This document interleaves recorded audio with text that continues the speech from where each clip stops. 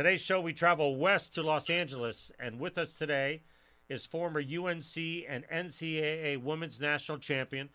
She's an Olympic gold medal winner, World Cup champion, and current U.S. women's national team and Seattle Reign FC star. It's Allie Long. Allie, it is so great and wonderful to have you on the World of Futsal podcast. Thank you so much for having me. I love futsal, so I can't think of a better podcast to be a part of. Well, Allie, let's first talk about you growing up in Long Island. I grew up in upstate New York, so I know how big soccer is on Long Island. Who do you first credit for finding your passion for the game and helped you achieve so many great things in such an early age? So I definitely can't credit just my mom or my dad. My mom still plays soccer to this day. She plays co-ed and still plays pickup with guys. And she's just balls still. So she growing up, she was the play. I would go to her games since I can remember. She was in a league and she played in these co-ed leagues. So I saw her. She'll be the only girl with all these guys, men playing 11v11. And so she definitely has a lot to do with my passion of the game. Now, my dad played rugby, and he's your dad's the Viking, right? Yeah, my dad, in another life, had to be a Viking because he's a warrior. He's crazy. He's the toughest person I know. And I get so much of my fight and perseverance and just tenacity from him. So it's definitely a balance. And then my grandfather, he's the one that pretty much, he brought a flyer over to my parents when I was 3 years old to join the Huntington Boys Club. And my mom was kind of about it. My dad was like, she's not playing with boys. She's 3 years old. No. And of course, I signed up for whoever signed me up for Huntington Boys Club. And I was playing with boys. And that was it. I loved it since the day I started, and I haven't stopped. You know, this past weekend, you and I were talking. I had an incredible experience at UNC, spending it with your former college coach, Anson Durrance, and his entire staff and the entire UNC women's team. How was that experience for you at UNC? And you played such an integral role in winning the national championships in 2008. I mean, it's literally a dream come true that I went to North Carolina. A little bit along the lines of the last question, my grandfather would as I was growing up, he would always give me I remember him bringing over the Dynasty VHS video of North Carolina, and he would give me Mia Hamm's book, Go for Goal, and Anson's book, and he would plant these little seeds in me as I was growing up. And I went to the 96 Olympics with him and my mom, and so UNC was this amazing dream that I almost couldn't believe that I was a part of. Mia Hamm has been my idol since I started playing, and so being there was remarkable. And then just seeing Anson in the way he was as a coach on these videos and in books, it was that is who I want to lead my soccer career while I was in college. And so just how he is as a coach and also as a mentor to me has been unbelievable. And I am so thankful and so grateful to be such a part of such a great organization. And forever, I feel like I'm a Tar Heel, and Anson is just an amazing person, and he's been amazing in my career. And so I can't thank him enough for what he's done for me and continues to do. Yeah, I felt the same way walking the fields and walking the halls of that college. It is a great university. It's got a great history behind it. And I had the ability to talk to many of the women while I were there, including Heather O'Reilly, and they all talked about the culture at UNC. It's the culture. Can you shed some light on what that culture is all about? Of course. So I think that, Hey was spot on. The culture is just something that is just developed. You don't really know about culture until you're there and you realize how important culture is. And I think that comes from the top down. And I think that, the culture there is a winning culture. It's a competitive culture. And people think, oh, I'm just not competitive. But you can go to UNC and play for the women's team and see how Anson has kind of created this competitive culture, and it kind of separates the good from the great, and the great are the tough ones that are going to be, develop mentally, get mental strength, and just learn how to be this competitive beast on the field and off. And, everyone was good at UNC. So what you did to separate yourself, it was the little things, and it was working hard, and it was the grit, and it was, buying into this culture, and you saw what it did, and it was incredible. And I think that that culture has taught me and pretty much like paved the way of how I should and shouldn't be, and what I need to get to the next level, and the qualities to develop to get to the next level, and what you need to make the national team, and all these things. I look back and I'm like, wow, UNC was kind of the catalyst of that, behind that. And I think that it's really remarkable what that culture represents, and how it really has had an impact on so many of my teammates and friends that I played with at UNC. Yeah, so many of the women were talking to me about it's okay to be competitive. They said that when we came here, it was okay to be the best you could be, and that you're evaluated on a daily basis with yourself and with your teammates. But at the end of the day, it's still the love of the teammates. And he has all these analytical things where each girl's wearing a certain apparatus that records not heart rate, but the level of work ethic they're doing, and all this other stuff. Did they have that when you were there, that every day, every practice, you're being evaluated?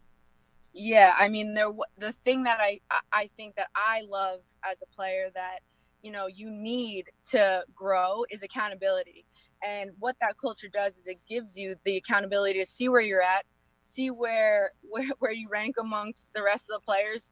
And it gives a good baseline of where, if you're number 14 and you want to be starting and playing more, then Anson can look at these like stats that aren't going to lie, and just say, hey, you need to improve in this area and this area.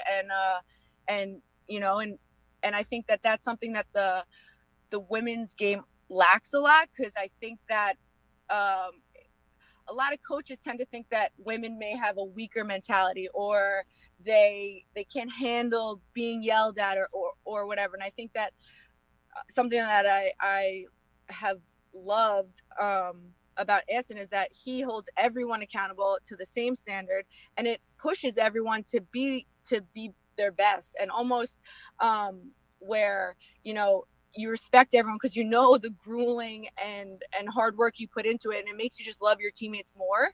And so it's a really cool culture, and I think that I believe in it, and I think that it's something that I try to take with me on every team that I'm a part of.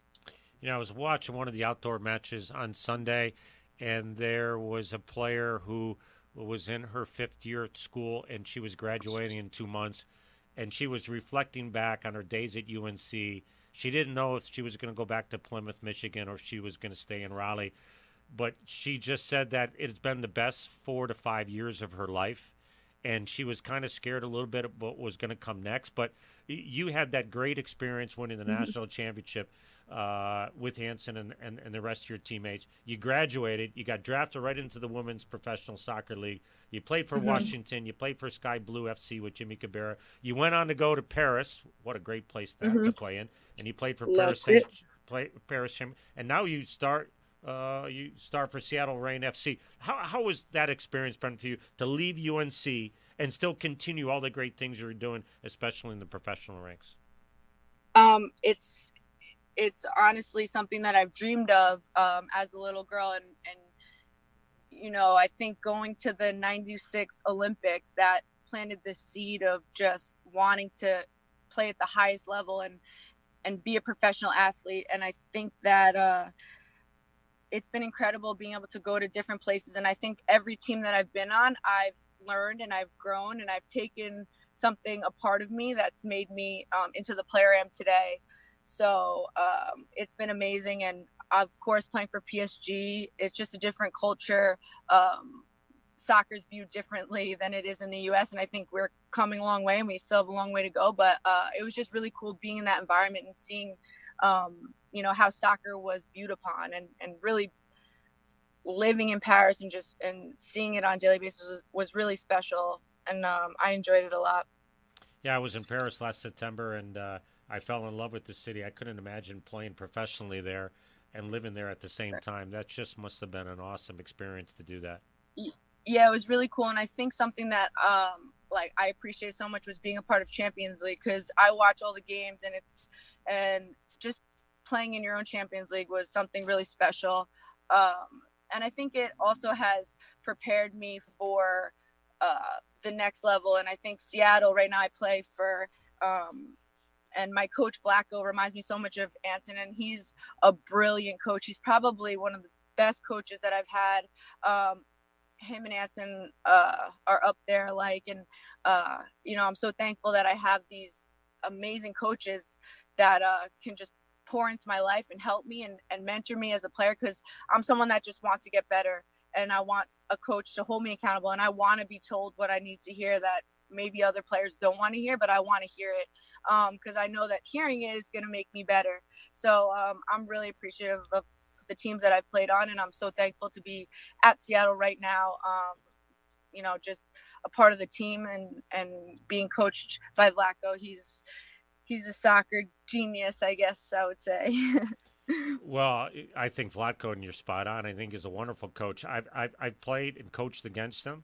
I've coached against him when he was with the Kansas City Comets. He actually called me, and I just saw him about a month and a half ago, because he was scouting some women at the Midwest tournament at Sporting KC training grounds, and I got to see him again. He called me the morning of his Game 3 against Baltimore in the finals, and he wanted to know what I felt about Baltimore.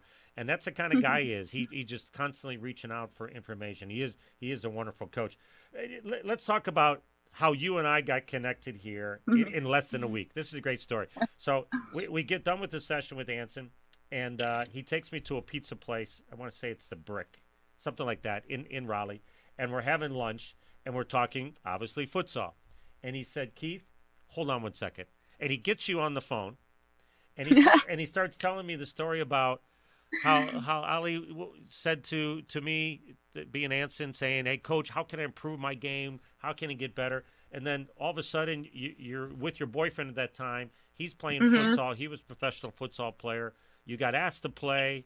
One thing led to another. Can you tell the listeners how that pathway to futsal was created for you? It's an awesome story.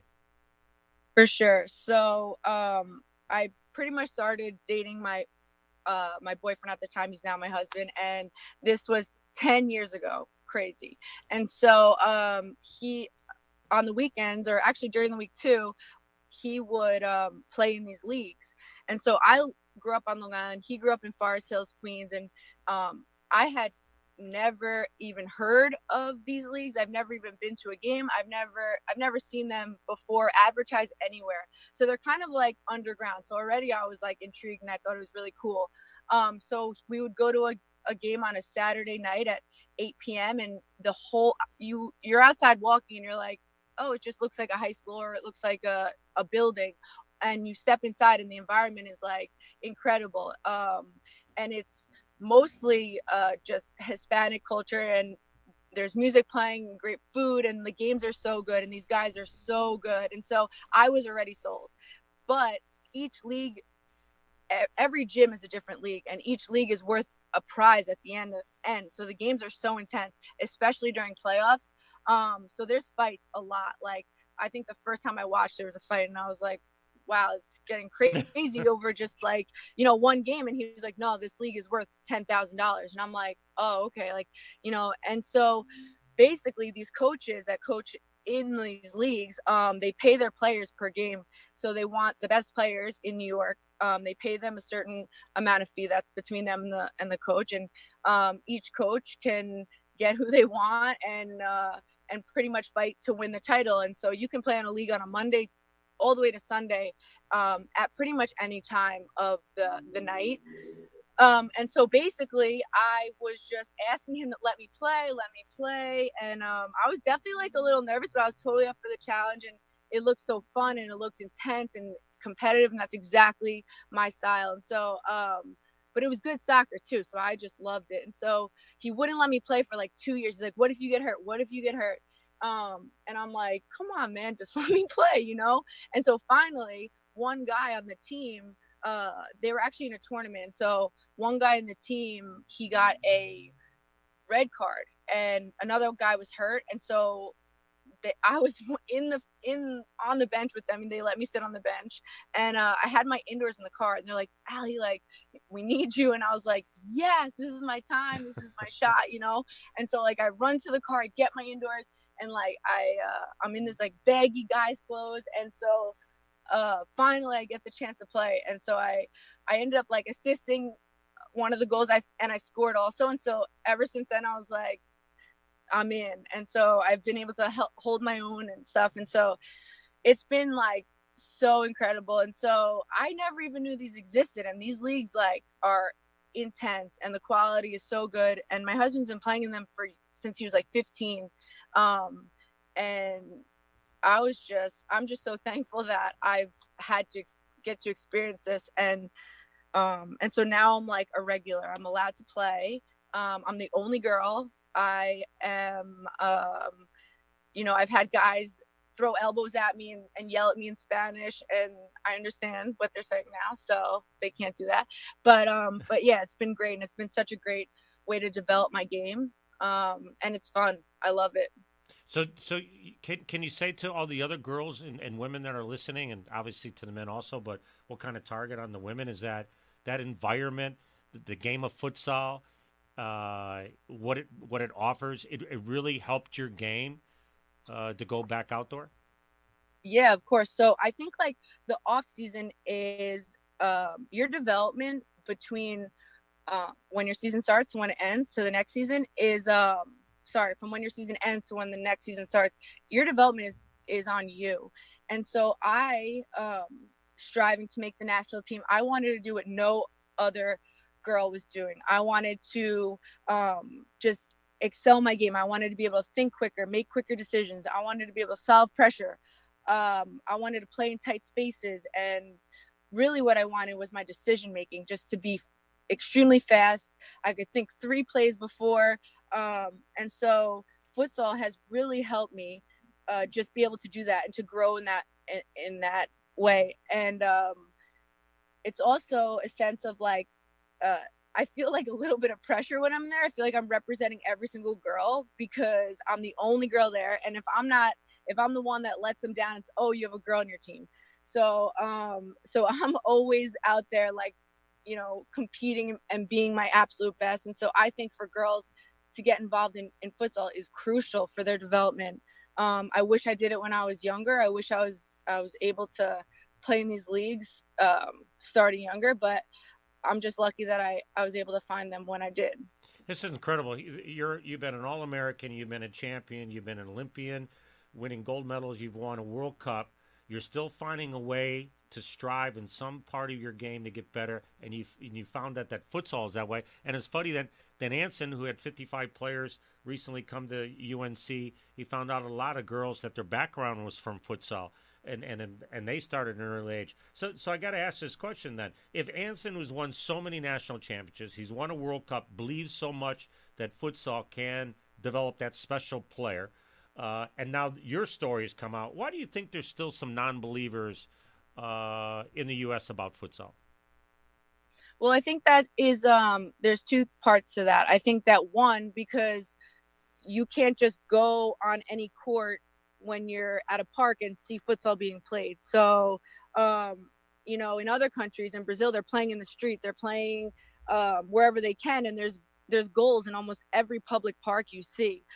In the U.S., I don't think that there's enough access to it. I don't think there's enough either leagues that are needed or just free play, around. And I think that the almost like a culture and needs to kind of change to being able to just like play that free street style game that the rest of the world is playing. So I think access to it is huge, because I didn't even know, and it was in my own state, like 20 minutes from me. I didn't even know that these leagues even existed until I was 22. So I think that it's it's a lot of it is access. A lot of it's being able to find a place to play.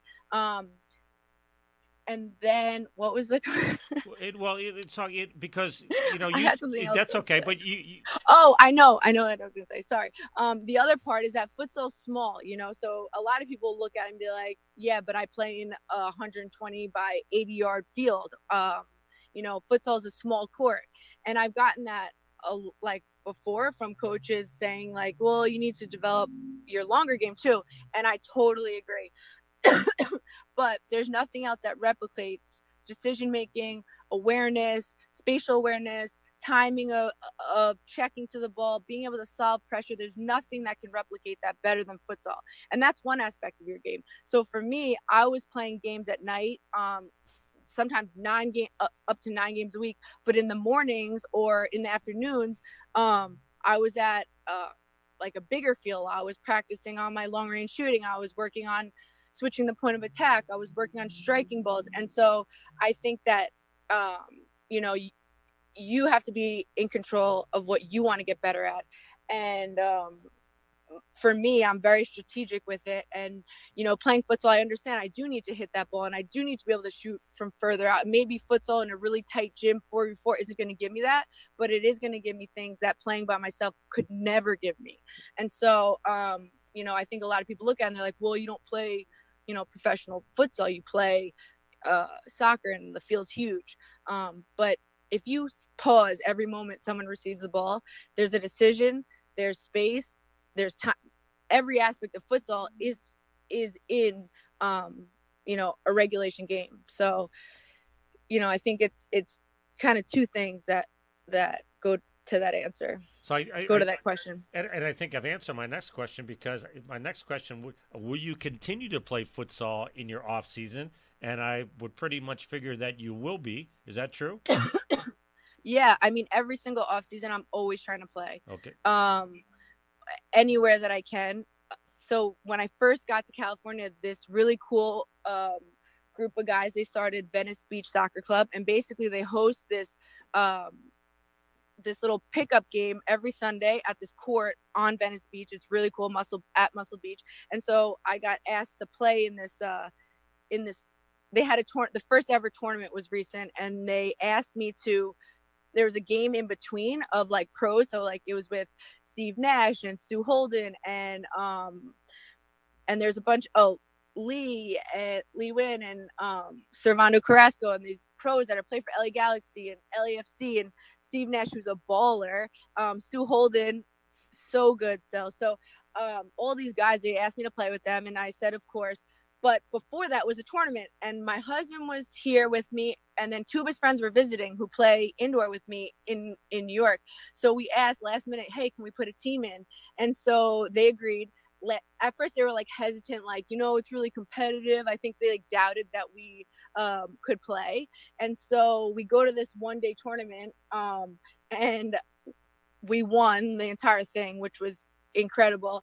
And then for the pros game, I won that too. So I was the champ for the day. And it just, it was like 4 hours, and it was just amazing. And those are the types of organizations that need to be started.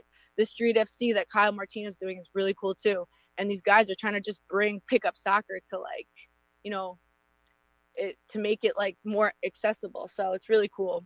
And the LA Galaxy has a beautiful futsal facility in Torrance. They actually, when I have the national team going to a training camp, we train out there. They have Olympic side court, and they also have 5 other futsal courts, so that's really great.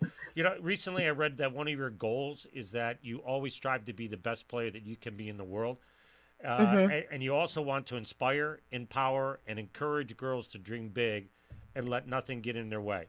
How important and special is it to you, for you being a huge role model for so many young girls, and how much does that inspire you?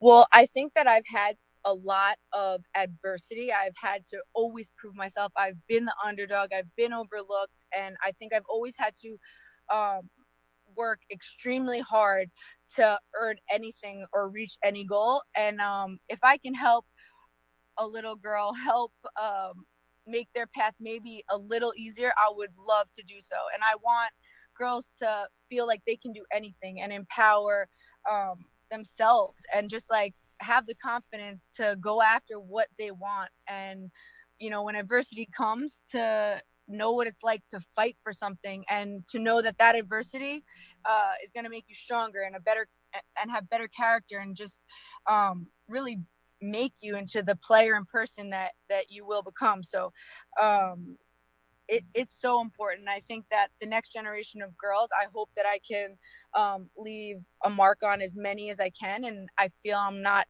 done yet. And I have dreams and goals that I have for myself still. And I think that if I could, advise them in any way, I love it and I'm all for it. And I think being a role model comes with a level of you have a what's the word I'm thinking responsibility of? Yes, you have a level of responsibility, thank you, that you need to take on. And some people own it, and some people it doesn't matter that much to them. And I think that for me it matters a lot to me. And so I want girls to be who they are meant to be, and dream big, and just go for what they want, and not let any adversity stop them ever.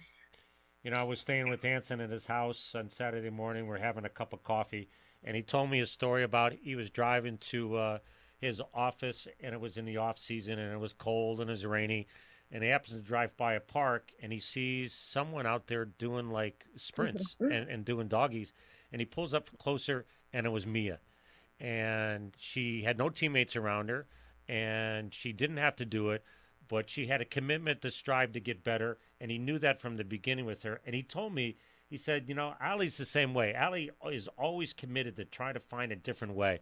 And right now, you're presently in LA. You're training with your teammate Alex Morgan, right? Someone called the Beast Mode Dave. I looked him up, right? Which is great. And you can talk about him, and also your husband. So can you tell us a little bit about what your daily training schedule is with the Beast Mode Dave and Alex and your husband? Yeah, so we try to pretty much go out Monday through Friday, or Monday through Saturday with one day of rest. And we do technical stuff with Dave every morning, usually at 9 a.m. And, he watches all of our games. And he kind of has a plan in his mind of, he's an outside opinion that kind of tells us what we need to work on without like being a coach and being the decision maker. And he watches every game. So he has been so gracious, who shows up every day with a training plan. And my husband is so good at soccer that like he's the one that will kind of like add his input, and he's the one that's serving balls and just technically really good. So they both have helped us. And I think Beast Mode Dave has done so much for women's soccer and little girls in this area. And I think it's really cool how passionate he is. It's not very common to find that. And he's willing to just help us and to do whatever we got to do. And he's been great, and his trainings have been great. And we try to take, I think, around like 80 to 100 shots. And so me and Alex are pretty much just great training partners. Not only are we best friends and teammates, but just we love to train together. And I think we hold each other accountable. We encourage each other. We genuinely want the other to succeed as bad as we want to exceed ourselves. So it's a really cool training dynamic, and I'm always looking to do more, to do what I haven't done. And I think that what got me somewhere isn't going to get me there the next. And the game's evolving, and I need to evolve. So I'm always looking. I don't think I've done one off season exactly the same. I've always tried to find the best training environment, and I've always tried to put myself in the best place that I know that I'm getting better every single day. And not only that, I think that, the connection that me and Alex have in training, we're talking about, I'm a midfielder, she's a forward, and it complements each other perfectly because I'm always working on the final ball or finding her feet, and she's working a lot on what a forward has to do. So all of our training plans are like strategic to what we want to work on and get better at as a player. And yeah, so our connection that we have on the field, I feel, is like a connection that takes other players months or years to develop. And I think it's really special what we have. And I'm really thankful for her as a friend. And yeah, I think that we complement each other great. And I think Beast Mode Dave would agree. I love that. Hey, let's promote Beast Mode Dave a little bit. I went to his Instagram. He has Yeah. 135,000 followers. So for Yep. all of you who are listening He's to a the show, technical guy. yep, go to the Beast Mode Dave. But then when you go to Ollie's Instagram, do you know where you're at right now, by the way? Numbers? Have you checked lately? No. You want me to tell you? Yeah. What's it at? You're at 190,000 followers. Wow. Thank you guys for the follows. That's pretty awesome, by the way. Yeah. Before I get to my last question, I have to tell you, though, we'll backtrack to one, is that when you play those games in New York City next year, I'm going to come and I'm going to spend a couple days and I'm going to watch you ball on those futsal courts in New York City. Is that a deal? Yes, you have to. Like I invited Anson, and so you guys got to come and check it out. There you go. It's almost hard to describe. It's actually really hard to describe the environment because it's almost like people have never seen it before, so they don't really like believe me. But even like during playoffs, a lot of times I miss playoffs because preseason starts, and usually the playoffs of all the indoor leagues start like February, March. So I've been able to play in like quarters and stuff, but once it hits like semifinals and finals, it's crazy, but it's so awesome, and the soccer is such high quality. So you got to come, you have to check it out. And I'm going to bring Anson, and I'll make sure that everybody in the podcast knows what games we're going to go watch. And obviously, there's a guy who streams them now. He's been streaming them on Facebook Live. So I have to give you his Facebook, and next time there's a game, even though I'm not playing right now there, but like you can still see a little bit of what I'm talking about. My last question, Allie, and it's 3 parts. How successful do you think our women's futsal national team would be if it was created? Because we don't have one now. And Yal, who went to UNC, she reached out to me a couple years ago about creating a national team for women. So if we had a women's national team for futsal, okay, how much interest would there be among the women's players, and how successful would a women's professional league be in the United States, you think? So that's a great question. And I think that, no player can really dream of it if it doesn't exist. So I've thought about it a lot, and I think that it would actually complement the NWSL perfectly. And I've brainstormed some ways that like the hardest thing to play in the NWSL is that the off season is really long.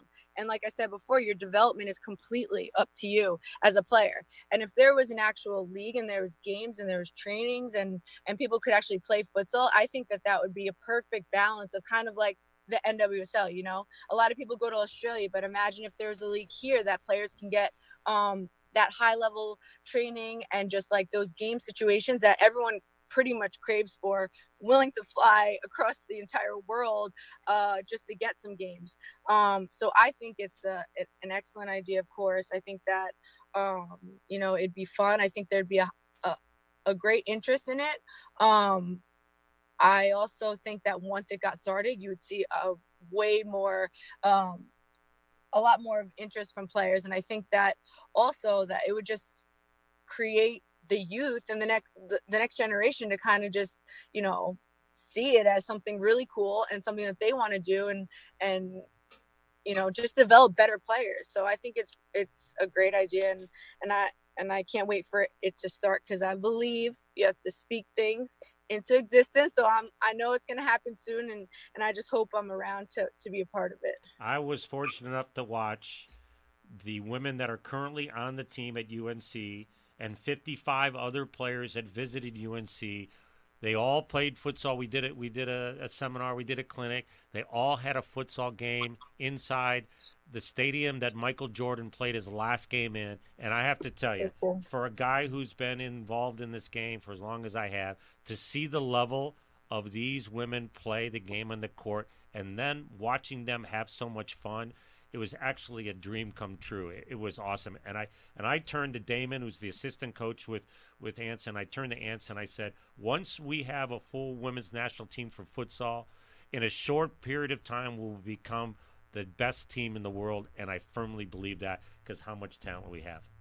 I totally agree. And I think that the culture of the United States, like a national team and the honor it is to represent it, it would play out to be almost like the same culture as the U.S. Women's National Team is now, and that's just like winners. And so, I'm excited, and let's make it happen. Can I tell all the listeners before we go about the invitation that I sent out to you? Yeah. Okay. For all the players that are listening and all the parents and coaches and everybody, I've asked Allie to join our staff, the United States Youth Futsal, and help us with the women's youth national teams. Obviously, our U14s played Benfica in Lisbon about a month ago, and they were the champions, and we beat them. We'd love to have you involved in that. It would just be so much special for all the young girls and the young women to be able to be trained and see you play. So that's awesome. So that is a standing invitation that I have with you. Thank you. I appreciate it so much. And I definitely, we can definitely figure out something in between my futsal games and my training to come and check it out, because I would love to see how the youth is, and I would love to, just encourage them and kind of just, give them confidence and see where we're at. And also my husband, who's like the futsal man, when I told him about that they beat Benfica, he was like really impressed. So that means that that's awesome. That's great. Well, I want to thank you so much for coming on today's World of Futsal podcast. We all want to wish you the very best this year with Seattle, with the national team, with the World Cup coming up.